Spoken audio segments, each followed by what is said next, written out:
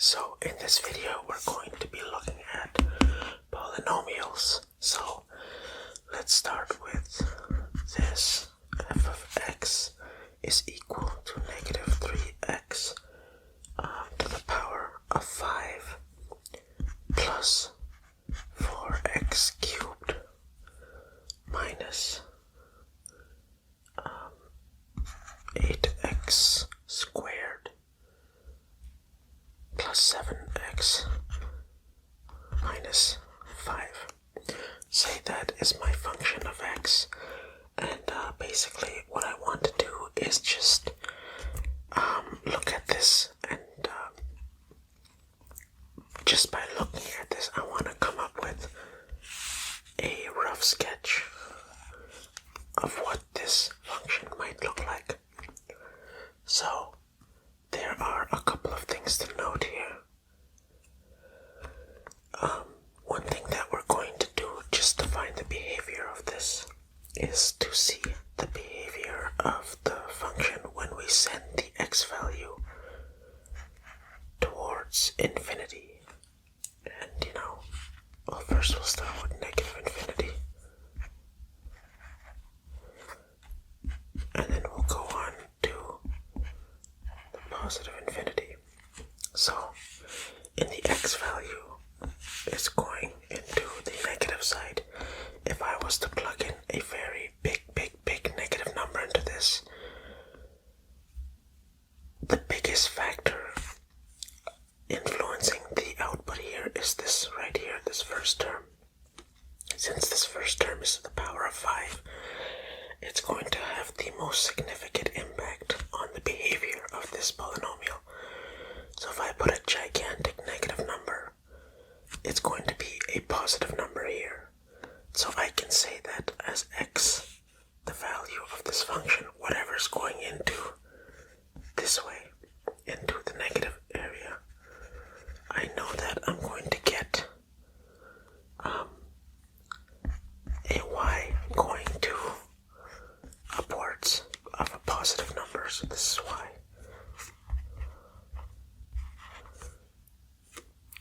Y will go to positive infinity. And similarly, if I do the same for a positive value, I'm going to get a negative value. So as x goes all the way to the positive infinity, a big number will only get me a negative output based on this first term here. So I'll get a negative infinity for y's behavior. So far I have the behavior of the positive and negative values of the function. Next we're going to look at the zeros of the function. So based on what we have so far, with the value going like that and ending like that, this could be looking like that, something like that, or it could even look like, something like that. So that's what we know so far. But then again, we can also look at other factors here.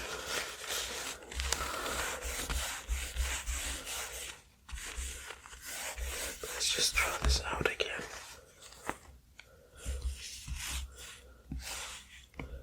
So when we look at the zeros of this, so if we were to factor this completely, we have 1, 2, 3, 4 of these. So yeah, based on just by looking at this, we could say that this f of x function can have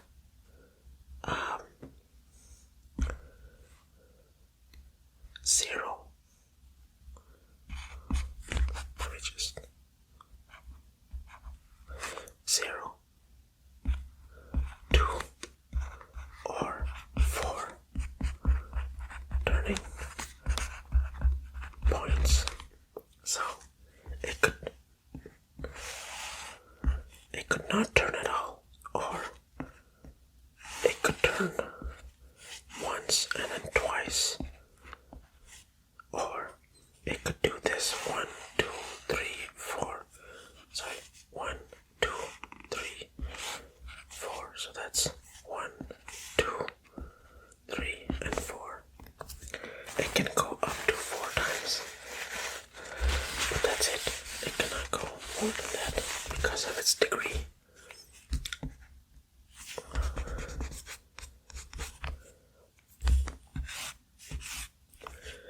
So let's look at the degree of the polynomial being 5. So that's the highest degree right there. The degree of the function is 5 because of its highest term exponent. So because this is 5, we can say f of x will have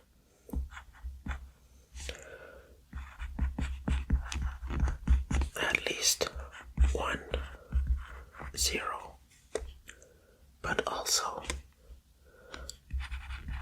max 5 zeros. So these are characteristics. So this right here, and then this part, and this part. These are characteristics we can take away just by looking at the polynomial, that it could actually have 1, 0, so it can do this 1, 0, or it can do 2 zeros. Sorry. Yeah, it can like do 1.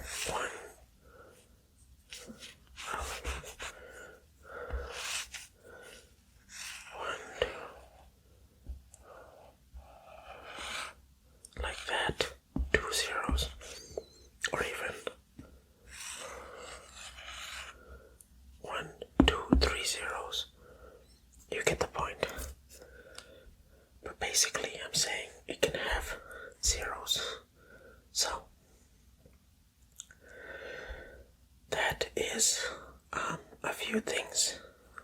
It's going, well, some characteristics to look at when trying to understand the behavior of a polynomial.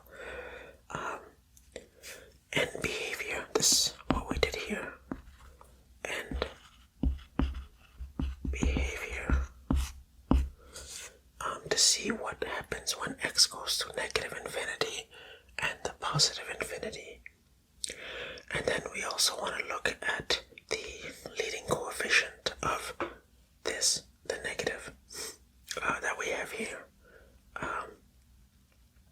That plays an impact on the behavior there. And then we also want to know that if this degree here, is it positive or negative? Because a negative, sorry, what am I saying? Even or odd. Even means it will do whatever it does, but then end up in the same direction it came from. Odd will do, so it can do that, or it can go like that.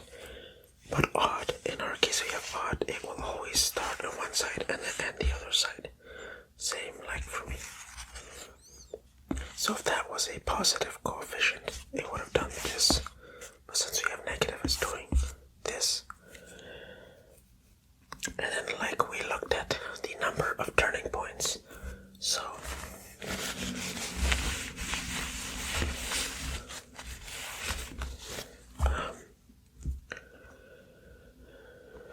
if the degree is n, it will have n minus 1 turning points. So our case is 5, so it'll have 4 turning points. What else? Number of zeros. It will have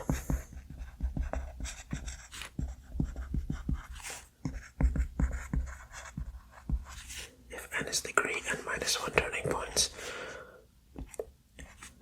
up to n zeros. We can have up to n zeros.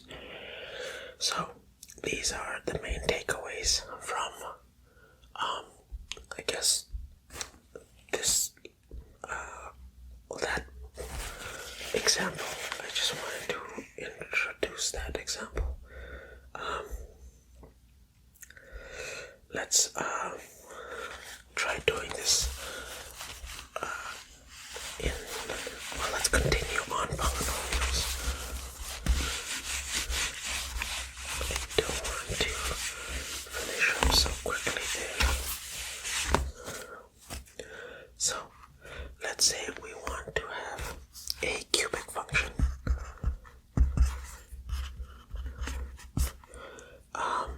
And we want these three zeros. We want the zeros to be at -2, 3, and 2 over 5. So we want these zeros, and we want to write a cubic function, and we want the y-intercept to be 6.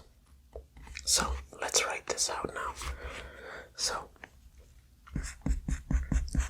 let's get our function f of x equals a x plus 2, because I have a -2. And we have x minus 3 for r3, because x minus 3 equals 0, x equals 3. That's what we want. That's why I'm writing negative.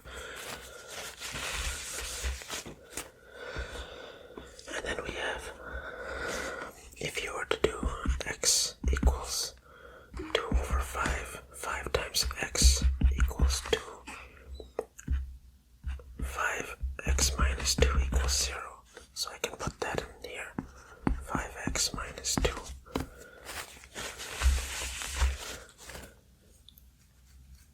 Can't say I didn't explain. So that is our formula, and we want to find our a value. And lucky for us, we have a y-intercept, which is a point. So that will give us x comma y 0 comma 6. So our f of x value of 6 is going to be a, and then our 0 plus 2, 0 minus 3, 5 times 0 minus 2. So we have a times 2 times -3, 5 times 0 is 0, so -2. So we have 6 equals 12a, and that leaves us with a equals 1 over 2. So now we know what a is. We can just put that back here.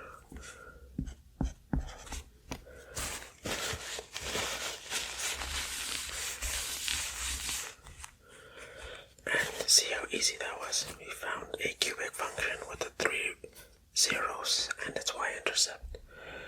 So, very straightforward stuff. Well, that's all for this video, and I shall see you in the next one.